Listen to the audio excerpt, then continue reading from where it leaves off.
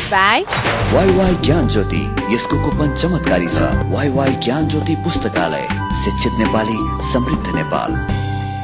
Life is so sleek in my kitchen.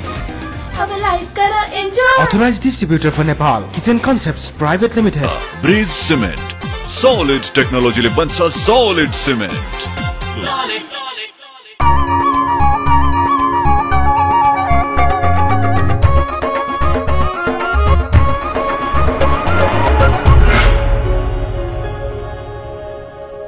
Himalaya television देख रहा सभी दर्शकों में मैं दयाराम अग्रवाल को प्यार भर्यो अभिवादन। आप सभी को चाहे तो एकमात्र मारवाड़ी कार्यक्रम आपनो नेपाल आपनो गौरव में आप सबको स्वागत है। नए साल 2015 की आप सब ने बहुत बहुत शुभकामना। आओ आगे बढ़ा आपकी पंक्तियां से। आपकी पंक्तियां। इस कदर जो आपको हंसा रहा हूँ मैं, न समझना कोई रिश्ता बना रहा हूँ मैं। स्वार्थ है मेरा और स्वार्थी हूँ मैं, अर्थी के पीछे चलने वालों की तादाद बढ़ा रहा हूँ। अब कुछ गतिविधि। नयो साल मनाने को सबको आपको तरीको हुआ है। कोई पार्टी करके मनावा है तो कोई घूमने के लिए जावा है। आपनो यो कार्यक्रम की यूनिट हर त्योहार या फिर हर अवसर में कुछ अलग तरीके से मनाने की कोशिश करते रहा है। अब की बार अंग्रेजी नयो साल 2015 को स्वागत भी कुछ अलग ही तरीके से करने को प्रयास करो गए। कोई गीत नया happy happy new year to you to you to you happy happy new year to you. Cerebral palsy यानी मस्तिष्क पक्षाघात या फिर यूं कहा दिमाग और शरीर को सही संतुलन नहीं होने के कारण से इंसान के शरीर में होने वाली एक प्रकार की शारीरिक अपांगता। यो एक जन्म से होनियो रोग है और इंसान की मृत्यु तक ठीक को नहीं हुआ, लेकिन कुछ उपचार और ट्रेनिंग से जीवन सहज बनायो जा सके है।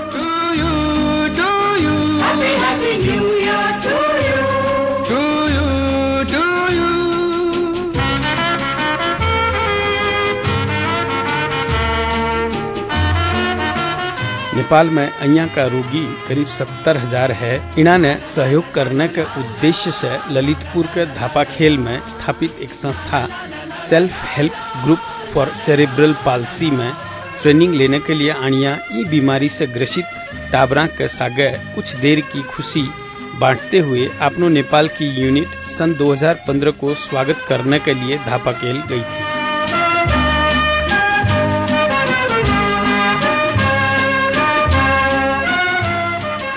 इन आयोजन से बच्चा खूब राजी होया और सांगीतिक माहौल को भी खूब आनंद लिया।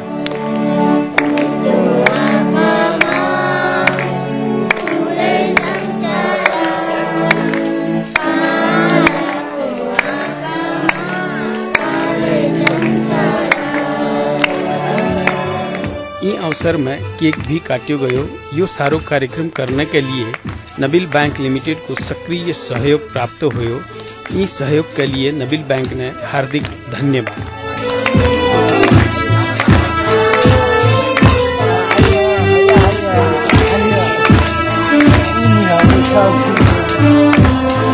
आप सभी लोगों से विशेषकर कॉरपोरेट हाउसेस ने आपकी CSR एक्टिविटी अंतर्गत इन संस्था ने खुले दिल से सहयोग करने को विशेष अनुरोध भी करा। शायद आप लोगों को छोटो सो सहयोग से अइया का टाबर आपको जीवन में कुछ सहज बना सके है और इना का माँ बाप राहत महसूस कर सके है।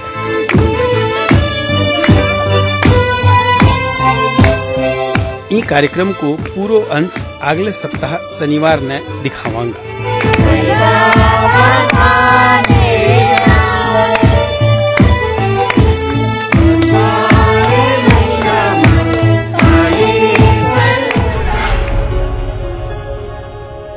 आज अपने कने दो अइया का अतिथि है जो संगीत की दुनिया से संबंध रखे है। उनमें एक है पंडित वरुण कुमार पाल जो कि हंस वीणा वादक है और दूसरा है पंडित शमीर चैटर्जी जो तबला वादक है। दोनों ही आदमी विश्वविख्यात है और ये नेपाल में आज यानी कि आज शनिवार आपको कार्यक्रम देने के लिए आया है। प्रज्ञा प्रतिष्ठान में इनको कार्यक्रम होगा आज सामने और आशा है आप लोग भी जरूर से देखोगा। आओ कार्यक्रम में इन्होंने स्वागत करा और संगीत के बारे में इनको जो वाद्य वादन है इनके बारे में बातचीत कराना। कार्यक्रम में आप लोगों का स्वागत है। नमस्कार। पंडित वरुण जी, आज के दौर में शास्त्रीय संगीत का कितना महत्व रह गया है?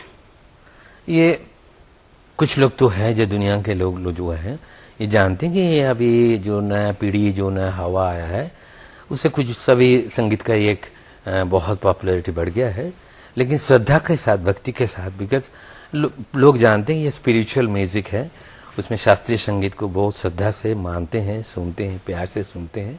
सो ये जैसे भी चल के आ रहा था मुझे तो लगता है वैसा ही है, इसमें कोई कमी नहीं है, ताकि ज्यादा से ज्यादा भारत में दूसरे कंट्रीज के बहुत लोग आते हैं, सुनते हैं, सीखते हैं और इसका प्रचार बढ़ ही रहा है। लेकिन आज की दुनिया में जो यंगस्टर्स है, जो जिस तरीके का म्यूजिक सामने आता है जी, उन लोगों को शास्त्रीय संगीत की आवश्यकता कितनी लगती है? उनको देखने से तो ऐसा लगता है कि उनको कोई आवश्यक ही नहीं है। इसमें कहने का ये है कि ये हमने से भी छोटा मोटा गलती या मिसकम्युनिकेशन हुआ है कि हमें जो बड़े से बड़े गुरु लोग थे, तो क्योंकि ये संगीत ये है गुरुमुखी विद्या, तो हम नहीं मानते थे कि ये आम जनता के लिए है, तो इसीलिए इसको थोड़ा संभाल के और प्यार से जतन से रखा था। तो हमें लिसनर्स हमसे थोड़ा दूर चले गए थे, तो ये होते होते कुछ जनरेशन में ये लगा कि ये यंग जनरेशन वो उनका श्रद्धा है, भक्ति है, प्यार करते हैं, लेकिन अपने आप को दूर में रखने चाहते हैं। तो हमें चाहिए कि ये यंग जनरेशन को समझे, उनको समझाए कि ये हमारा ब्लड में है, जैसे कि हमारा हार्ट चल रहा है, जैसे कि नेचर हम जानते हैं कि खुले आसमान का रंग नीले होते हैं, जैसे कि हम जानते हैं फायर का कलर रेडी होता है, तो ये संगीत के सारे स्वरूप भी हमें वैसे ही मालूम होना चाहिए, ये अंदाजा उनको दिया जाए। तो ये शायद अगर कम्युनिकेशन ठीक है तो यंग जनरेशन इसको समझेंगे, अगर नहीं है तो उनके लिए जो इजी होता है, जो सामने दिखता है, जो कंप्यूटर में आ जाता है या बहुत जल्दी सुनाई देता है, जो समझ में आता है और जल्दी गा सकते हैं, वो ले लेंगे। सो ये दो दिशा में है, तो इसको एक पास में लाना और समझाना और इसको आगे लेके जाना हमारा ही काम है। समीर जी, पंडित जी, आप जैसे यूएसए में रहते हैं, यूएसए के म्यूजिक लवर्स और इंडिया के म्यूजिक लवर्स में आप क्या डिफरेंस पाते हैं? ज़्यादा कुछ नहीं, वही है कि हम इंसान है जहाँ भी रहे, और म्यूज़िक की तरफ हमारा जो आकर्षण है, कोई भी किस्म का म्यूज़िक हो वो वैसे ही है जैसे हिंदुस्तान में है। हम अपना पॉपुलर म्यूज़िक सुनते हैं, लोक संगीत सुनते हैं, क्लासिकल म्यूज़िक कुछ चुने हुए लोग सुनते हैं और उपभोग करते हैं उनको। उधर भी European classical music, American classical music जो है वो आम जनता के लिए नहीं है, कुछ चुने हुए लोग हैं, उनका अप्रिशिएशन और सपोर्ट जो करते हैं। और popular music, rock and roll, R&B, जो भी वहाँ का जैज भी चुने हुए लोग उसको अप्रिशिएट कर सकते हैं, क्योंकि ये जो क्लासिकल म्यूजिक है ना, इसमें एक तो है डेफिनेशन के हिसाब से ये क्लासिसिज्म से जुड़ा हुआ है। जिनको क्लासिसिज्म का पता हो वही इसका आस्वादन ले सकते हैं। दूसरा है कि it is bound to be challenging to the performer and the listener both. तो वो चैलेंज अगर कोई लेना चाहते हैं तभी वो अप्रिशिएट कर पाएंगे, उसके लिए तैयारी होना चाहिए, जानकारी होना चाहिए। तीसरा चीज है कि क्लासिकल म्यूजिक का एक अपना साउंड एम्बियंस होता है। जैसे पॉपुलर म्यूजिक में आप गिटार सुनते हैं, ड्रम सेट सुनते हैं, उसका एक अपना साउंड है, क्वालिटी, वो किसी किसी लोगों को कान में अट्रैक्शन लगता है। अब क्लासिकल म्यूजिक में अगर हम तानपुरा तबला लेके बैठे तो उसका जो साउंड एम्बियंस है वो अगर आपको बोरिंग लगता है तो आप उसके तरफ आकर्षण नहीं पाएंगे। हंस, वीणा और सितार, इन तीनों चीज में अंतर क्या है? वीणा आप जानते हैं कि हमारा जो माइथोलॉजी है, कृष्ण के हाथ में फ्लूट, शिव जी का हाथ में डमरू, गणेश जगात में मृदंग, ये सभी एक समय था जब कि इसको सारे को ही बीना बोला जाता था।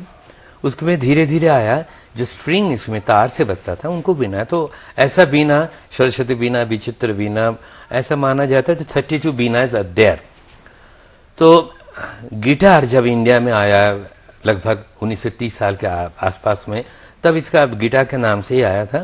तो धीरे धीरे यहाँ के कलाकार लोग बोलने लगे ये तो अगर इसमें आप शास्त्रीय संगीत बजाने की कोशिश कर रहे हो, बजा रहे हो, ये तो वीणा का तरफ ही जा रहा है, चाहे इसका शेप हो या नाम जो भी हो, ये वीणा का तरफ ही जा रहा है। तो वो ऐसा ही चल रहा था, गिटार नाम से ही चल रहा था।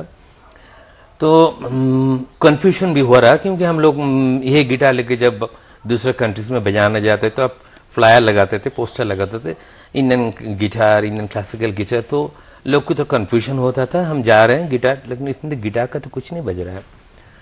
तो हमारा जो गुरुजी है पंडित रविशंकर, वो तो आप जानते हैं वो खाली कंपोजर नहीं है, क्रिएटर नहीं है। सो उनका ध्यान इस तरफ गया कि हमारा जो शिष्य जो है जो गिटार बजा रहे हैं वो उनका तरफ का उनका एक इंडिकेशन मैसेज है, ऐसा कुछ करते हैं जो वही इंस्ट्रूमेंट बजाए जो विचित्र बीना का स्टाइल से बज रहा है या वीणा का स्टाइल से बज रहा है, आप ही लोग बजाओ, लेकिन इसमें गिटार का आप तो कुछ रखे नहीं, बचा नहीं कुछ, एक्सेप्टिंग द लिटिल शेप, और उसका एक शेप का देने के लिए, उसका टोन का देने के लिए, बजाने के तरीके में कुछ परिवर्तन लाने के लिए, तो ये वीणा, सितार और सरोद का मिश्रण से एक इंस्ट्रूमेंट उनका माथा में आया। किसी ने दिल्ली में उनको बहुत हेल्प किए। तो 2000 साल में 2-4 इंस्ट्रूमेंट ऐसे बन के उनके सामने आया।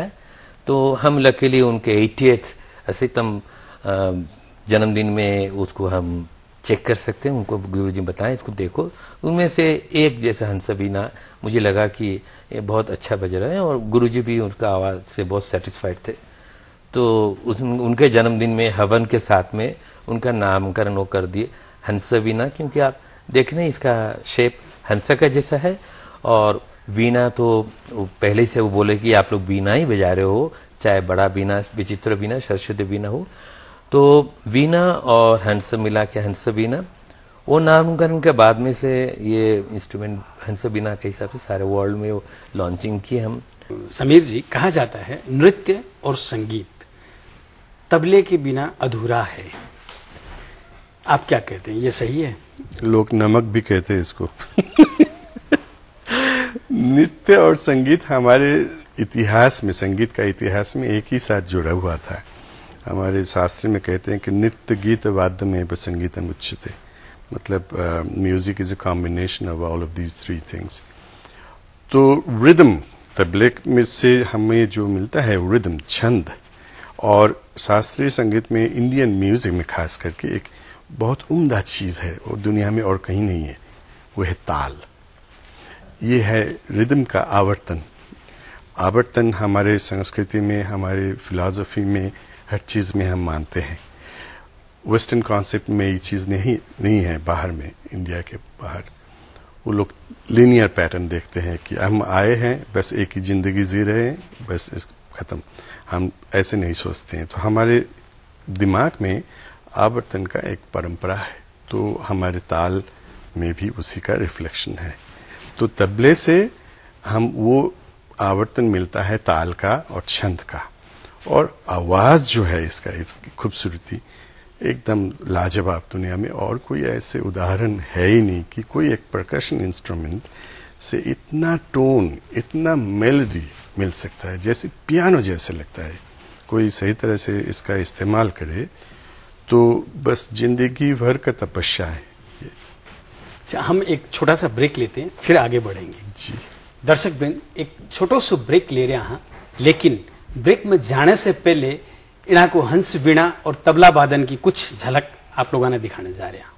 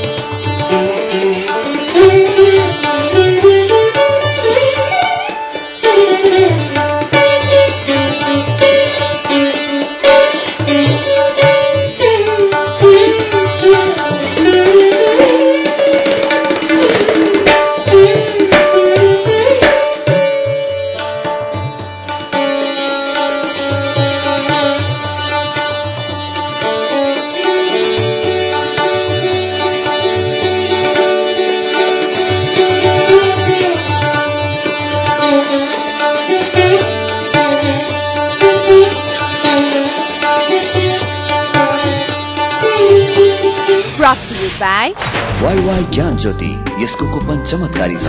वाई ज्ञान ज्योति पुस्तकालय, शिक्षित नेपाली, समृद्ध Nepal. Life is so sleek in my kitchen. अब लाइफ करा enjoy. Authorized distributor for Nepal, Kitchen Concepts Private Limited. Bridge cement, solid टेक्नोलोजीले बन्छ solid सिमेन्ट। ब्रेक के बाद आप सबको स्वागत है। अभी आप बातचीत कर रहे हैं हंस बीणा वादक वरुण कुमार पाल जी से और तबला वादक समीर चैटर्जी जी से, और ये बातचीत ने फिर से आगे बढ़ावा। अच्छा वरुण जी, आपने जो कहा कि प्रख्यात सितार वादक व्यक्तित्व पंडित रविशंकर आपके गुरु रहे हैं, उनके साथ आपने विश्व भ्रमण भी किया, तो कैसा एक्सपीरियंस रहा? थोड़ा सा हमारे व्यूअर्स से शेयर कीजिए। सबसे पहले मैं आप बोलना चाहेंगे जी, अब समीर जी इतना अच्छा आपको बताया नित्य तबला का जो है, आप जानते हैं अब 2 ही साल हुआ गुरुजी गुजर गए हैं। उसके कुछ दिन पहले दिल्ली में थे तो कुछ बोल रहे थे, लाइक हमें मैसेज जैसा दे रहे थे, तो उनमें से एक हमें बार बार बोले सूर माथा ताल पीता, और एक बोले जो लिख के भी गए हैं कि भारतीय संगीत का मूल मंत्र है गुरु साधना विनय। अब ये जो क्वेश्चन आपने किए हैं कि गुरुजी के जब पहला बार हम गए हैं तब से हम देखें कभी कोई शिष्य को छोटा बड़ा कोई एबीसीडी स्टेज में आए उसको भी कुछ नहीं बोले, लेकिन खुद लेके बैठते थे और मेहनत करते थे घंटों का, 8 घंटा 9 घंटा, और अगर मेहनत से पता चल जाता था कि हमें क्या करना चाहिए, हम कहाँ है और क्या करना नहीं चाहिए। तो वहां से लेके, जबकि आप जानते गुरुजी बचपन से अब्रॉड में बहुत घूमे हैं, डांसर के हिसाब से घूमे हैं, सोलोइस्ट का घूमे, ऑर्केस्ट्रेशन से घूमे हैं, लेकिन ये सब के बारे में वो बार बार हम वही बात आया कि कभी हमें विचार करके बोलो नहीं ऐसा करो ऐसा करते वेस्टर्न में, लेकिन खुद उनको अगर कोई किसी का दृष्टि है, ऑब्जर्वेशन है, देख सकते हैं वो कितना डिसिप्लिन है, कितना वेल बिहेविंग है, कितना सबसे, और ज्ञान लेने के लिए वो छोटे छोटे कॉन्सर्ट में भी जाते थे, सबका सुनते, किसी का नेगेटिव नहीं। हमें बताया गया था किसी का अच्छा है तो मान लो, किसी का तुम्हें अच्छा नहीं लगा तो समझो क्यों नहीं लगा। और बाहर में कॉन्सर्ट्स में जब भी हमें उनका साथ में जाने का मौका मिला है, सबसे इम्पोर्टेंट हम देखें कि वो ऐसे कुर्ता पजामे में जाते थे, कभी उनको लगा नहीं कि भारतीय संगीतकार नहीं है, यहाँ थोड़ा कार्नेगी हॉल में थोड़ा कुछ बिहेव करे। ये समीर जी भी देखे हैं वैसे ही जाते हैं, धोती भी पहनते थे, बहुत धोती के बहुत शौकीन एकदम, और कभी बोले नहीं कि ये राग हमने क्रिएट किए हैं, ये कॉम्पोजिशन मेरा है, ताकि लोग जानते थे ये सब होता है और होना चाहिए, उनसे सुनने चाहते थे। और ऐसा एक सेंटेंस हम जिंदगी के लास्ट दिन तक हम कभी सुने नहीं कि ये बोले कि मैं हूं, मेरा हूं, मैं हूं। तो ये एक इंडिकेशन है, समझ जाओ, लेकिन बजाय ऐसा काम ऐसा किए हम समझ सकते हैं ये एक ही आदमी कर सकते हैं, पंडित रविशंकर। समीर जी, आप पिछले करीब 20 सालों से यूएसए में हैं जी, क्यों भारत में स्कोप कम है इस चीजों का, या वहां लवर्स ज्यादा है? नहीं, मेरा वहां जाने का मतलब ये था कि वहां पे 60 से जो काम पंडित जी रविशंकर जी, उस्ताद अली अकबर खान साहब और सारे बहुत गुणी कलाकार लोगों ने किए हैं, उससे वहां पे जो उत्साह, आग्रह और थोड़ा थोड़ा जानकारी हो रहा था, तो इसी का सिलसिले में वहाँ का एक अमेरिकन कंपनी, जूश अमेरिकन कंपनी, उन्होंने मुझे इनवाइट किया। इंडिया आर्काइव म्यूजिक लिमिटेड वो कंपनी का नाम है। वो लोग इंडियन म्यूजिक का सीडी प्रोड्यूस करते हैं और भी कुछ काम करते थे। तो उन्होंने मुझे 89 से ऑब्जर्व करके देखा कि मैं तब ऑल इंडिया रेडियो कलकत्ता में काम करता था, कि हम अगर वहाँ पे जाऊं तो शायद ये जो इंटरेस्ट है, एंथुसियाज्म है, उत्साह है, उसका एक लीडरशिप मिल जाए। क्योंकि हर चीज में कोई अगर लीडरशिप मिलता है तो डायरेक्शन बन जाता और एक संगठन जैसे होता है। तो उन्होंने मुझे इनवाइट किया, तो मैंने उनको बोला कि देखिए और 3 साल नौकरी करने दीजिए, तब मुझे रिटायरमेंट का बेनिफिट मिलेगा। तो वो कागज कलम लेके बैठ गए कि क्या बेनिफिट की बात कर रहे हैं हम लोग। तो मैंने उनको बोला कि ठीक है, मैं समझता हूँ, मैं आ रहा हूँ। तो इसी 17 साल ऑल इंडिया रेडियो की नौकरी करने के बाद मैंने छोड़ के ये हमारे संस्कृति जो है, परंपरा है, उसकी सेवा में काम कर रहा हूँ। अभी यूनिवर्सिटी में भी पढ़ाता हूँ और हमारा अपना एक सेंटर है, चंदा and centre for Indian music, वो एकदम टाइम स्क्वायर के बगल में बन गया और वहाँ पे हफ्ता भर क्लास होता है गाने का और हर एक किस्म का, flute, violin, harmonium, Bharatanatyam, Kathak, tabla, और हर सैटरडे को कॉन्सर्ट होता है 7:30 बजे से 9:30 बजे तक। तो वेस्टर्न पीपल जो है सब जमीन पे बैठ के 2 घंटा गाना सुनते हैं। तो वो लोग अपना इंडियन म्यूजिक को they are loving much, loving and appreciating, और अच्छा बुरा का समझ आ गया। अच्छा, हम एक छोटा सा ब्रेक लेते हैं, फिर आगे बढ़ेंगे। जी दर्शक बिन, एक छोटा सा ब्रेक ले रहे हैं।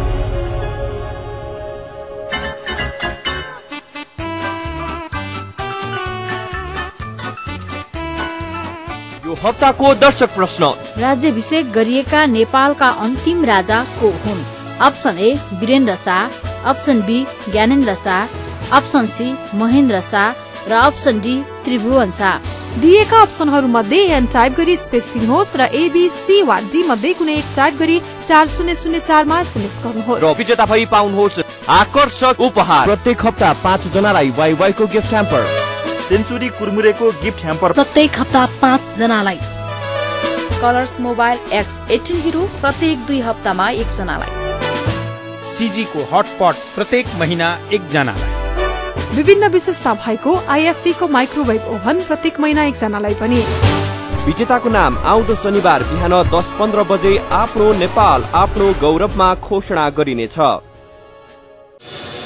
Brought to you by WaiWai ज्ञान ज्योति, यसको कुपन चमत्कारी छ। वाईवाई ज्ञान ज्योति पुस्तकालय, शिक्षित नेपाली, समृद्ध Nepal. Life is so sleek in my kitchen. अब लाइफ कर enjoy. Authorized distributor for Nepal, Kitchen Concepts Private Limited. Bridge cement, solid टेक्नोलॉजीले बन्छ सॉलिड सीमेंट।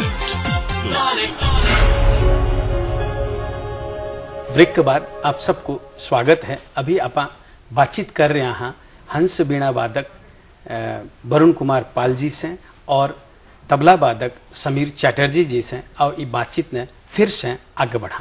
गायकी और संगीत गॉड गिफ्टेड है या लगन हो तो फिर उसको सीखा भी जा सकता है? तीनों चीजें शायद जरूरी है, मैं बोलेंगे, लेकिन ऐसा नहीं कि लगन हो और गुरु का कृपा हो। कृपा मतलब गुरु कृपा तो ऐसा कोई चीज नहीं आप दुकान में खरीद सकते हैं। ये एक गुरु शिष्य परंपरा, ये भक्ति श्रद्धा से आता है। तो ये सब जो वर्ड्स जो है, ये बहुत लोग के पास में ये बहुत लगता है, वो स्ट्रेन लगता है, बहुत डरते हैं ये सब वर्ड से। साधना, गुरु शिष्य परंपरा, गुरुकुल, इससे थोड़ा दूर रहने चाहते। तो अगर दूर रहना प्रेफर करते हैं तो हम नहीं बोल सकते कि आप खाली टैलेंट का ऊपर भरोसा कीजिए और उसका भी भविष्य के बारे में कुछ नहीं बोल सकते। लेकिन अगर ये सब गुण है और कर्म ऐसा है कि चल सकता है, तो इसका है कि हम आशीर्वाद जो बोलते हैं, आशीर्वाद फल ही है, आपका कर्म का फल है। अच्छा समीर जी, जैसे एक कहा जाता है कि जो गिटार होता है, वो गिटार अगर कोई बजाना अच्छे से जानता हो तो वो अकेला भी अपने आप को दिल बहला सकता है या लोगों को एंजॉयमेंट दे सकता है। लेकिन तबला अगर हो या और कोई म्यूजिक इंस्ट्रूमेंट हो, उसके लिए ग्रुप की जरूरत होती है। क्या ये बात है? नहीं, बिल्कुल नहीं, मैं तो अकेला घूमता हूँ। ये है कि मेरे दिल में भी ये सवाल था और बचपन से था। पढ़ाई कर रहा था और तबला मैं आकृष्ट हो चुका था 2.5 साल से उनके उम्र से। तो जब बड़े होने लगे हैं तो मैं और भी साज़ें देख रहा हूँ, लोग गाना गा रहे हैं और भी इंस्ट्रूमेंट बजा रहे हैं। तो मैं तबला लेके कहाँ तक जा सकता हूँ, अपने को खुद को एक्सप्रेस।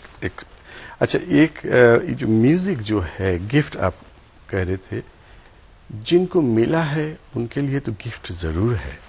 आप शायद डॉक्टर जिवागो जो मूवी है अगर देखे हैं तो वहां पे एक बहुत बड़ा खूबसूरत सीक्वेंस है कि वो बजा रही थी, she was playing on the mouth organ, और डॉक्टर जिवागो ने कहा कि इट्स अ गिफ्ट, कि कोई किसी को अगर संगीत मिला है तो इससे बड़ा ज्यादा गिफ्ट हम सोच भी नहीं सकते हैं। सिर्फ उनके लिए नहीं है, पूरा हमारे जो सिविलाइजेशन है उसके लिए, क्योंकि इसका असली मतलब ये है कि कम्युनिकेशन, एक्सप्रेशन। आप कुछ गाएंगे वो हमारे अंतर स्पर्श करेगा, हमारे अंदर का जो इमोशंस है उसको जगाएगा। हाँ, उसको जगाएगा, उसको कंफर्ट देगा, उसको एक अपना जगह पे पहुंचाएगा। तो अनुभूति से ही हम लोग जीते हैं। अच्छा वरुण जी, अब जाते जाते हमारे नेपाल के म्यूजिक लवर्स और जो म्यूजिक फील्ड में हैं उनको आप क्या कहना चाहोगे? देखिए, ये पहला बार है कि पहले बात है, मैं नेपाल को हमारा कंट्री से अलग नहीं सोचता हूँ, तो मुझे बहुत ही कम फर्क कुछ लगा। तो जो हम मैसेज में इंडिया में भी देने चाहूंगी यंग जनरेशन के लिए, भविष्य के लिए, क्योंकि मैसेज मैं अपने आप को दे रहा हूँ, कहीं मेरे से गलती ना हो, और जो मैसेज मेरा गुरुजी से मिला है और बाहर कंट्रीज में भी बोलने पड़ता है वो दैट इज कि कोई जल्दीबाजी में कोई अचीवमेंट बिल्कुल नामुमकिन है। ये एक कलाकार को स्टेज में देख के और एक सीडी सुन के और फिल्म में देखिए मन मानिए कि ये यही है इनका पीछे, क्योंकि अनफॉर्चुनेटली हमारा ये कलाकार बनने का कोई वीडियो नहीं होता है, कैसा करते हैं वो दिखाया नहीं जाता है, तो झलक देखते हैं, वहां से कभी कभी शुरू कर लेते हैं। एक गिटार खरीद लिए और कॉस्ट्यूम वैसा बना लिए और दो चार कुछ सीखे शुरू कर देते हैं, लेकिन इसका पीछे जो बड़े बड़े कलाकार उनको, तो वैसे ही पंडित रविशंकर को देखिए कि कोई सितार खरीद ले और कुर्ता खरीद ले, वो नहीं होता है। तो इसलिए जल्दीबाजी में कुछ नहीं, और हमारा संगीत कोई आज का नहीं है और इसको कोई अस्वीकार नहीं कर सकते। हर घर में, हर मंदिर में, आज हम पशुपतिनाथ में गए दर्शन कर रहे हैं या हारमोनियम में कोई गाना गा रहे, कौन सुन रहे कौन नहीं सुन रहे, तबला कोई बजा रहे हैं। तो हमारा चैंटिंग वैदिक से लेके अभी तक आया है, तो इतना साल का जो है वो तो झूठ नहीं हो सकता है। हर कल्चर में संगीत है, तो उसको हम आंख बंद करके रखे तो नहीं देख सकते। अगर आंख मेरा टेढ़ा हुआ है तो हम इधर से उधर से कुछ देख रहे हैं, लेकिन सीधा हमारा सामने जो है उसको क्यों नहीं अपना लें, जो हमारा साथ में ही है। तो एक है ये थोड़ा भक्ति श्रद्धा से लेने पड़ता है। ये जैसे कि हम छाछ पियेंगे और वो कोकोला बॉटल में नहीं आएगा तो वो ग्लास में ही आता है, उतना तकलीफ तो हमें करनी होगा। ये डिपेंड्स कि आपका वातावरण कैसे है। कुछ संगीतकार को हम मिल रहे हैं, बात सुन रहे हैं, मुझे बहुत अच्छा लग रहा है कि वो सचमुच संगीत का खोज में है, और कुछ यंग बच्चों से मिले हैं, उनका सुना नहीं, लेकिन ये तो हम जरूर मानते कि उनका एटीट्यूड से, उनका बात करने का ढंग से, उनका विनम्र स्वभाव से लगता है कुछ क्वालिटी उनमें ऑलरेडी उनका गुरु ने डाल दिए हैं। या आप आगे वो मेहनत करेंगे तो जरूर जाएंगे आगे। समीर जी, आपका क्या मैसेज टू द व्यूअर्स? मुझे तो हम सबको मालूम है कि नेपाल में लोक संगीत का बहुत पुराना परंपरा है, बहुत रिच कल्चर है। हमारे जो हम अलग से सोचते हैं कि एक लोक संगीत है, एक मार्ग संगीत है, क्लासिकल म्यूजिक है, कोई अंतर नहीं है दोनों में। और ये हमारे शास्त्र में कहा गया है। बृहददशी बोल के एक किताब है संस्कृत में लिखा हुआ, वहां पे यही चीज, देसी संगीत जो है, लोक संगीत जो है, शास्त्रीय संगीत का बुनियाद वहीं से है। तो जितने सारे राग रागिनियों का चर्चा हम लोग करते हैं, तालों का चर्चा करते हैं, उसका सारे चीजों का ओरिजिन है लोक म्यूजिक, लोक संगीत। हम उसको क्लासिकल स्टेज में लाके थोड़ा सा सोफिस्टिकेशन देके पेश करें। इसका मतलब नहीं है कि दूर चला गया। हाँ, कोई लड़का अगर घर से निकल के थोड़ा सा एजुकेशन ले लिया, उसका मतलब यही नहीं है कि उसको निकाल दो, सुबह का भूला शाम को वापस आ जाएगा। आप ये कहना चाहते हो? बिल्कुल बिल्कुल, बस यही तो मैं कह रहा हूँ कि जो भी है, जिस उम्र में भी है, ये हमारे शास्त्रीय संगीत में बहुत सुकून है। जो चीज़ हम ढूंढ रहे हैं हर वक्त, हर रोज हमारी जिंदगी भर, वो चीज़ हमारे संगीत में है, दिया हुआ है, हमारे पुराने जो एंसेस्टर्स है वो उन लोग हमारे लिए संभाल के रखे गए हैं और हमें उसको संभालना चाहिए। आप लोगों ने इस कार्यक्रम के लिए समय दिया, मैं इसके लिए आप लोगों का आभार व्यक्त करता हूं और नए साल 2015 में आप लोगों को बहुत बहुत सफलता मिले ये भी कामना करता हूं। साथ ही साथ नेपाल में आपका जो आज पहला शो होने जा रहा है उसकी सफलता की कामना करता हूं। Thank you. आपने इतने प्रेम से हमें बुलाया और इतना मौका दिया हमारे सोच विचार और अभिज्ञता को बांटने के लिए हमारे दर्शकों के साथ बहुत बहुत शुक्रिया। और मैसेज तो ऑलरेडी आप दे रहे हैं, अभी दे रहे हैं थ्रू हिमालयन टीवी, ये मैसेज तो मिल रहा है हमारा कल्चर का। तो यहाँ आप बैठे हैं, बहुत बड़ा काम कर रहे हैं जो हम वहाँ बैठ के नहीं कर सकते। ईश्वर करे ऐसा चले और धन्यवाद। दर्शक वृंद, अभी आप बातचीत कर रहा था पंडित वरुण कुमार पाल जी से और पंडित समीर चैटर्जी जी से। आप लोग इन्हां की बातचीत सुनिया और इन्होंने अपने ई कार्यक्रम में लियाना को श्रेय इंडियन कल्चर सेंटर में नेपाल में जो समीर डे जी हैं उन्होंने जावे है। उन्होंने मैं कार्यक्रम की तरफ से बहुत बहुत आभार व्यक्त करूं हूं इन्होंने पूरा कार्यक्रम में प्रस्तुत करवाने के लिए। और अब जाते जाते पिछले हफ्ते पूछे गए दर्शक प्रश्न को जवाब, उनका विजेता को नाम और ई हफ्ता को दर्शक प्रश्न फिर से एक बार। गत हप्ता सोधिएको प्रश्न, मह जोडीका दुई पात्र मध्ये एक हरिवंश आचार्य हुन् भने अर्को पात्र को हुन्? अप्सन ए मदन कृष्ण श्रेष्ठ, अप्सन बी मदन दास श्रेष्ठ, अप्सन सी सन्तोष पन्त र अप्सन डी मनोज गजुरे। यसको सही उत्तर हो अप्सन ए मदन कृष्ण श्रेष्ठ। दर्शक प्रश्नको भाग्यशाली विजेता भई वाइवाई को गिफ्ट ह्याम्पर पाउन सफल 5 SMS कर्ता हुनुहुन्छ 98 51 11 22 47 97 5 10 092 26 98 61 30 7 18 97 41 270 1 83 98 41 35 70 68। सेन्चुरी कुरमुरेको गिफ्ट ह्याम्पर पाउन सफल 5 SMS कर्ताहरू 98 45 18 49 75 98 49 31 54 20 98 057 44 76 3 98 41 480 3 89 98 43 54 19 98। कलर्स मोबाइल पाउन सफल हुनु भएको छ 98 45 85 60 96। बधाई छ। यो हप्ताको दर्शक प्रश्न, राज्याभिषेक गरिएका नेपालका अन्तिम राजा को हुन्? Option A Birendra Shah, option B Gyanendra Shah, option C Mahendra Shah र अप्सन डी त्रिभुवन शाह।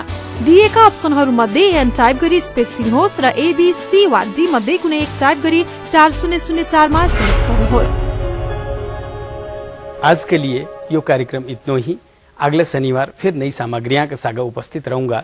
तब तक के लिए मैंने भी इजाजत दो और इन कार्यक्रम के बारे में आपकी कोई भी सलाह सुझाव प्रतिक्रिया हुआ तो मेरे से टेलीफोन संपर्क कर सको हो 98 498 23 804 में या ईमेल संपर्क कर सको हो अपनो नेपाल@himalayatv.com पर। और अब आप फेसबुक संजाल में भी हाँ अपनो नेपाल पेज में जाकर के सारी जानकारी ले सको हो। और पुराना अगर कोई भी एपिसोड देखना हुआ तो YouTube में लॉग ऑन कर सको हो। और अब आप लोग मैंने ट्विटर में भी फॉलो कर सको हो। नमस्कार।